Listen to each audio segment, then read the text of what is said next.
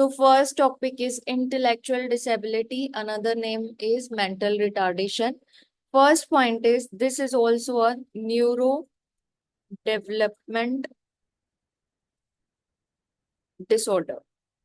ये क्या है? ये भी neuro related to brain, development related to growth. इस डिसऑर्डर में ब्रेन की जो ग्रोथ है वो प्रॉपर नहीं हो पाती है, जिसकी वजह से जो पेशेंट है वो ना तो अपना डेली काम कर पाएगा, ना इंटरेक्ट कर पाएगा, ना स्टडी कर पाएगा, कुछ भी नहीं कर पाएगा। सारी चीजें लिमिटेड हो जाती हैं। सो अगर हम बात करें कि इंटेलेक्चुअल डिसेबिलिटी में क्या चीजें इम्पेयर्ड होती है, so we divided this into two things. First is intellectual functioning. Intellectual मतलब कि कितना वो सोचता है, कितना शार्प वो है। ठीक है, इंटेलेक्चुअल ब्रेन से रिलेटेड उसकी फंक्शनिंग एबनॉर्मल हो जाती है, उसका फंक्शन एबनॉर्मल हो जाता है। And second is adaptive functioning. अब इनका मतलब क्या है, इसके अंदर क्या क्या चीजें आएंगी वो समझते हैं। So first of all intellectual function में क्या है कि पेशेंट का आईक्यू कम हो जाना। IQ will be less than normal. क्या होगा? आईक्यू कम हो जाएगा। कितना कम हो गया? If patient IQ is less than 70, then we call the patient as intellectual disable. Okay. Second है एडेप्टिव। एडेप्टिव फंक्शनिंग में क्या आएगा? तीन तरीके के फंक्शंस आते हैं। फर्स्ट है कंसेप्चुअल। Conceptual means learning. इसमें क्या क्या चीजें आ जाएंगी? लैंग्वेज, कि उसको बोलना अच्छे से नहीं आएगा, रीड करना, रीडिंग नहीं कर पाएगा, राइट नहीं कर पाएगा। मेमोरी पेशेंट को लॉस होगा। एंड क्रिटिकल थिंकिंग, की सोच पाना, कॉन्सिक्वेंसेस का पता होना कि अगर मैं ये चीज करूंगा तो गलत हो जाएगा मेरे साथ, ये करूंगा तो। क्रिटिकल थिंकिंग जो होती है वो प्रेजेंट नहीं होती इन पेशेंट्स में। सो फर्स्ट कंसेप्चुअल फंक्शनिंग जो है मेंटल रिटार्डेड पेशेंट की, वो प्रॉपर नहीं होती है। सेकेंड है सोशल। सोशल इंटरेक्शन, दूसरों लोगों के साथ जो हम बात करते हैं वो इम्पेयर्ड हो जाता है। They will not be able to show empathy. उनके अंदर कोई एम्पथी नहीं होती। सोशल जजमेंट नहीं होता कि मेरे को सोसाइटी में क्या करना है, क्या ठीक है क्या गलत है। कम्युनिकेशन अफेक्ट हो जाता है। कम्युनिकेशन अफेक्ट हो जाता है। And third, practical functioning. Practical function, practical function में आता है आपका ADA. What is ADA? Stand for activity of, ADL activity of daily living. Activity of daily living. ठीक है, ये भी अफेक्ट होती हैं। सो मेंटल रिटार्डेशन का जो पेशेंट होता है उसमें दो पर्टिकुलर प्रॉब्लम होती है। एक, उसका इंटेलेक्चुअल फंक्शन वो नहीं कर पाता, जिसमें पेशेंट की जो आईक्यू है वो लेस देन 70 होती है। And number two, adaptive function. Adaptive function में तीन तरीके के फंक्शन आते हैं। पहला है कोई भी कंसेप्चुअल जो लर्निंग है, लर्न करना, राइट करना, वो नहीं हो पाएगा। दूसरा है सोसाइटी में कम्युनिकेशन, लोगों के साथ बातचीत नहीं कर पाएगा। एंड थर्ड है अपना डेली की जो एक्टिविटीज है, खाना, बाथिंग, ब्रशिंग, ये सारी चीजें नहीं कर पाता। नाउ अब इसके जो साइन एंड सिम्टम है मेंटल रिटार्डेशन के, वो कब शो हो जाते हैं? It should be shown less than 80 year old child. कि जितने भी सिम्टम है वो 18 साल से पहले ही शो हो जाएंगे। अब जो मेन जिस पे क्वेश्चंस आते हैं आपके एग्जाम में वो होता है लेवल ऑफ मेंटल रिटार्डेशन। कितने लेवल का होता है? Classification. Classification of mental retardation. Mild, moderate, severe, profound.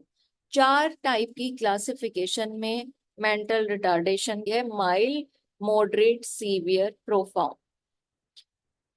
अब वन बाय वन एक एक चीज करके इसको याद करते हैं। पहला है माइल्ड में जो मेंटल रिटार्डेड पेशेंट होगा उसका आईक्यू लेवल कितना होगा? The IQ will be 50 to 69। Moderate में आईक्यू कितना होगा? 35 to 49। सीवियर में आईक्यू कितना होगा? 20 to 34। 20 to 34। एंड प्रोफाउंड में वेरी लेस हो जाएगा, that is less then 20। So this is an classification of IQ कि अगर लेस देन 70 है मतलब मेंटल रिटार्डेशन है। अब मेंटल रिटार्डेशन की क्लासिफिकेशन होती है mild, moderate, severe, profound. Mild में अगर 70 to 50 के बीच में है, फिर 50 to 35, फिर 34 to 20 and less than 20 is profound. अब इनको एक वर्ड से आप याद रख सकते हो कि किस में क्या चीजें हमने एज ए नर्स याद रखनी है। First is एजुकेबल। एजुकेबल, एजुकेबल मतलब इसको आप एजुकेट कर सकते हो, इसके अंदर इतनी कैपेबिलिटीज होती हैं कि ये 6th ग्रेड का जो स्टूडेंट होता है उतना याद कर सकता है। So remember, this mild mental retarded patient can be educable up to 6th level standard. Moderate, moderate में क्या होगा? ट्रेनेबल। इसको आप ट्रेन कर सकते हो नॉन स्किल्ड टास्क के लिए। फॉर एग्जाम्पल वर्कशॉप में इसको लगा दिया, कोई बेसिक जो टेक्निक्स है वो सिखा दी, जिससे वो डेली अपना वो काम करता रहेगा। सो दे आर ट्रेनेबल, इनको आप ट्रेन कर सकते हो। सीवियर वाले क्या है? फुल्ली डिपेंडेंट हो जाते हैं, ये कुछ काम नहीं कर पाएंगे एज ए नर्स या एज ए पेरेंट। पेरेंट को सारा काम करना पड़ेगा, डिपेंडेंट हो जाते हैं। एंड प्रोफाउंड मतलब टोटल केयर, सारी की सारी केयर आपको करनी पड़ेगी। लाइफ सपोर्ट जो है, सारा सब कुछ इस पेशेंट को 24/7 केयर की पेशेंट को जरूरत पड़ती है। सो क्लासिफिकेशन का पता लग गया, माइल्ड, एजुकेबल, सेकंड ट्रेनेबल, थर्ड है डिपेंडेंट एंड फोर्थ है टोटली डिपेंडेंट। 24/7 इनको सपोर्ट की जरूरत होती है। अब आप एक टेबल बना सकते हो या 1 by 1 मैं आपको करा देती हूँ इन डिटेल में कि अगर माइल्ड होगा तो एज ए नर्स आपकी रिस्पॉन्सिबिलिटी क्या होगी, क्वेश्चन में आप इसको कैसे टिक करोगे। So mild mental retardation, first point is the IQ of patient is 69 to 50। कितना होगा? 69 to 50 रहेगा।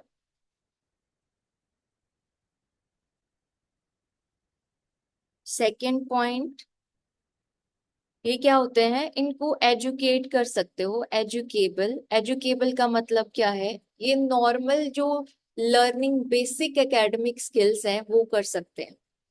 सो first they can be educated up to 6th level, reach to up to 6th class और 6th standard, 6th grade level. Second है, they can work independently, कि जो ये अपना काम है इंडिपेंडेंट कर सकते हैं। डेली का जो वर्क है वो कर सकते हैं, एक्टिविटी ऑफ डेली लिविंग अपना प्रॉपर कर पाएंगे। सेकंड है, होल्ड सेमी स्किल्ड और कॉम्पिटिटिव जॉब्स, कि इतनी नॉलेज इनमें होती है 6th लेवल तक ये अंडरस्टैंड कर सकते हैं, तो ये जॉब वगैरह सारी चीजें अपनी कॉम्पिटिटिव जॉब्स हैं, सेमी स्किल्ड वाली जो चीजें हैं वो अपनी डे टू डे लाइफ को मेंटेन करने के लिए जॉब कर सकते हैं।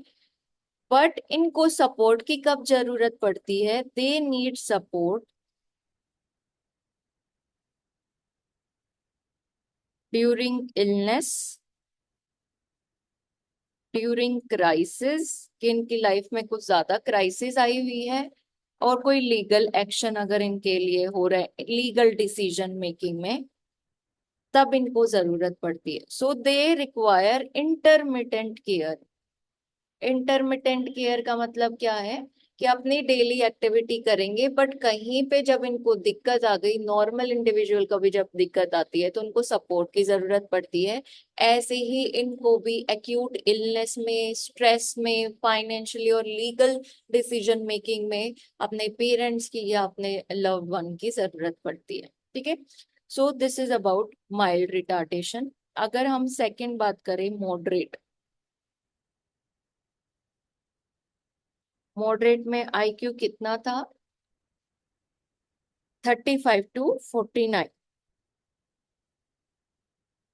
अब इनकी स्किल्स क्या क्या होती हैं, क्या कर सकते हैं? दे कैन रीच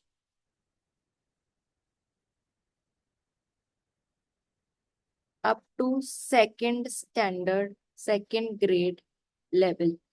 कि ये कितनी नॉलेज या कितनी एकेडमिक कर सकते हैं? सेकंड ग्रेड तक कर सकते हैं, इनको सेकंड ग्रेड तक का समझ में आता है, उसके बाद नहीं आएगा।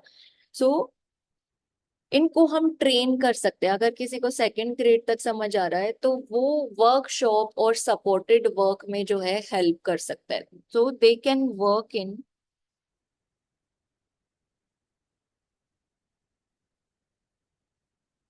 और सपोर्टेड वर्क। कि वो सपोर्टेड वर्क में उनको ट्रेन कर दिया और उनको सिखा दिया तो वो काम कर सकते हैं। सो दे आर ट्रेनेबल। ठीक है, ट्रेनेबल है, सपोर्ट वर्क कर सकते हैं and live under supervised group of home. But इनको अपने डेली लिव में थोड़ा बहुत सुपरविजन का जरूरत पड़ता है। अपने आप एक्टिविटी ऑफ डेली लिविंग खुद कर लेते हैं, done by themselves. And care कितनी जरूरत है? Limited care. लिमिटेड केयर मतलब कंसिस्टेंट स्ट्रक्चर डेली गाइडेंस की जरूरत पड़ती है इनमें। काम कर लेंगे, आपने सिखा दिया, वो सारा काम कर लेंगे, बट अगर थोड़ा सा भी इधर उधर हो गया तो उनको डेली एक्टिविटी में क्या है? सुपरविजन चाहिए। Consistent, consistent structured daily guidance. Third, severe level. Severe level में कितना होगा आईक्यू पेशेंट का? 20 to 34। IQ will be 20 to 34। अब ये क्या होता है? एक्सटेंसिव केयर की जरूरत होती है, fully dependent, required extensive care. क्या ये एक्टिविटी ऑफ डेली लिविंग कर पाते हैं? Only habit trainings like toileting, feeding, ये अपने आप सिखा दोगे कर लेंगे। उससे अलग जितना भी है डे टू डे लाइफ का, उनका खर्चा पानी, everything, they are totally depend upon their parents. So they can only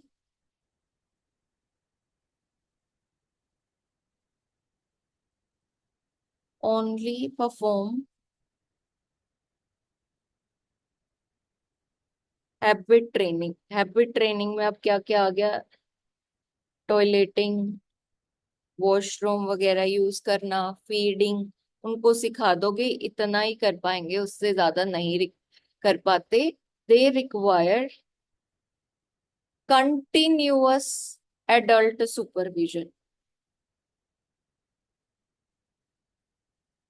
for activity of daily living.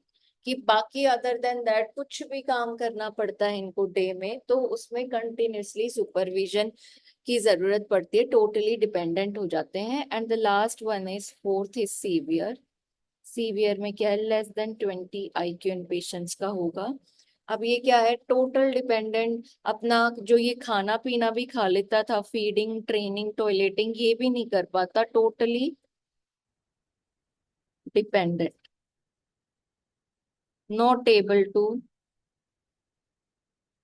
Activity of daily living, ये भी नहीं कर पाएगा। 24/7 केयर की इनको क्या होती है? जरूरत होती है। Okay, this is called as pervasive, continuously care की प्रोवाइड जरूरत पड़ना। सो 4 टाइप्स हमने पढ़ लिए, mild, moderate, severe, profound. So सबसे ज्यादा जरूरत किसको होती है? प्रोफाउंड वालों की, क्योंकि वो अपना basic activity of daily living है वो भी नहीं कर पाते। Now comes to the causes. अब मेंटल रिटार्डेशन होती किन लोगों को है, क्या कॉजेज होते हैं? मेन कॉजेज क्या है? अगर कोई प्रेग्नेंट मदर है, causes are divided into 3 type. Prenatal, ठीक है, प्री नेटल हो गया, perinatal and postnatal. Causes क्या है? Prenatal, mainly chromosomal abnormalities आती हैं इसमें। क्या आती है? Chromosomal abnormality. For example Down syndrome हो गया प्रीनेटल में, डाउन सिंड्रोम। सो अगर कोई पेशेंट डाउन सिंड्रोम का होगा तो हमें क्या पता है? 1 पॉइंट में माइट बी पॉसिबल कि उनको मेंटल रिटार्डेशन, उनका आईक्यू, उनकी बेसिक एक्टिविटी वो अपनी लाइफ में कम कर पाएंगे या बिल्कुल ही नहीं कर पाएंगे। ठीक है, सो डाउन सिंड्रोम की वजह से मेंटल रिटार्डेशन हो सकता है। सेकेंड क्रोमोसोमल एबनॉर्मलिटी है fragile x syndrome, inborn error of metabolism, जिसमें आता है आपका फिनाइल कीटोन यूरिया। ठीक है, तो प्रीनेटल में क्या है? Chromosomal abnormality. इनमें से अगर बहुत ज्यादा मैं कॉमन की बात करूँ तो सबसे मोस्ट कॉमन जो होता है वो डाउन सिंड्रोम होता है। ठीक है, सेकंड है प्रीनेटल, जब मदर प्रीनेटल ड्यूरिंग ट्राइमेस्टर में अगर उसमें प्रेग्नेंट है और उसमें कोई इन्फेक्शन हो गया। मेनली प्रेग्नेंट लेडी को कौन सा इन्फेक्शन होने का, मेटरनल इन्फेक्शन होने के चांसेस होते हैं? TORCH. TORCH stand for toxoplasmosis rubella cytomegalovirus and herpes. अगर ये इन्फेक्शन है तो चांसेस है कि जो बच्चा है उसको मेंटल रिटार्डेशन हो सकती है। ठीक है, कोई टेट्रोलॉजी, अगर मदर अल्कोहल ज्यादा कंज्यूम कर रही है during pregnancy then it can lead to this problem. अगर उसको कोई हार्मोनल इशू है, एंडोक्राइन प्रॉब्लम है, तो उसको हो सकता है। ठीक है, एंड पोस्ट नेटल में क्या चीजें आ गई आपकी? ड्यूरिंग और आफ्टर डिलीवरी अगर मदर को इन्फेक्शन था वो बच्चे को इन्फेक्शन चला जाएगा। सीएनएस इन्फेक्शन, मेनिंजाइटिस हो सकता है। अगर बच्चे को हेड ट्रॉमा हो गया उसकी वजह से, चोट लगने की वजह से हो सकता है। ठीक है, माल नरिश्ड। अच्छा, एक आपने देखा होगा आफ्टर डिलीवरी हर एक बच्चे जिसको न्यू बोर्न को थोड़ी बहुत अगर प्रॉब्लम होती है तो उसकी एवरी 2 to 3 आवर्ली हम ग्लूकोज टेस्ट करते हैं, उसकी आरबीएस चेक करते हैं। मेन रीजन क्या होता है? अगर बच्चे में ज्यादा टाइम के लिए हाइपोग्लाइसीमिया रह जाता है न्यूबॉर्न को, तो वो उसके ब्रेन में एबनॉर्मल चेंजेस कर देता है, एंड जिसकी वजह से बच्चे का permanent brain function, permanent cell जो है वो खराब हो जाएंगे एंड मेंटल रिटार्डेशन हो जाता है। So that's why nutrition is very important. तभी बोलते हैं कि हर 2 घंटे में अगर बच्चा नॉर्मल है तो मदर को फीड कराना चाहिए, है ना। अगर बच्चा न्यूबॉर्न है, आई इसमें निकू में है, तो उसमें हम हर 2 घंटे में आरबीएस चेक इसीलिए करते हैं। अगर ज्यादा टाइम के लिए बच्चे की शुगर कम रह जाती है देन वो क्या कॉम्प्लिकेशन कॉज कर देता है? Mental retardation. Now as a nurse, nursing management or nursing, now comes to the nursing management। अब इसमें एज ए नर्स आप क्या करोगे?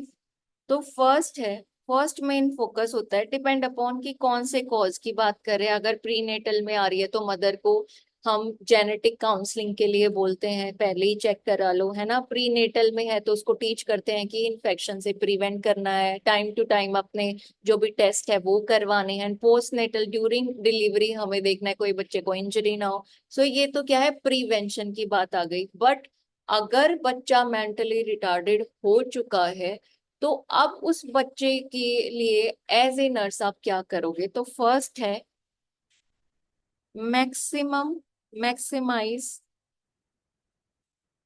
Independence and focus on strength. अब इसका मतलब क्या है?